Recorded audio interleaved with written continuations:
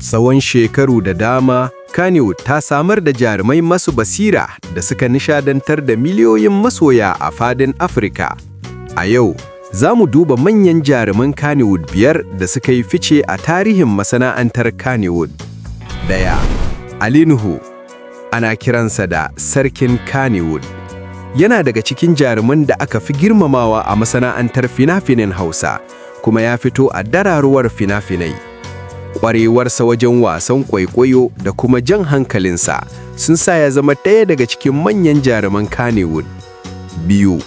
Adam A. Zango. Jarumi ne mai basira, mawaki kuma mai shirya fina-finai. Ya shahara saboda rawar da yake takawa cike da kuzari da kuma yadda yake nuna motsin rai a fina-finan da dama na Kannywood. 9. Sani Musa Danja. Yana daga cikin mutanen da suka fara taka muhimmiyar rawa wajen bunƙasa Kannywood.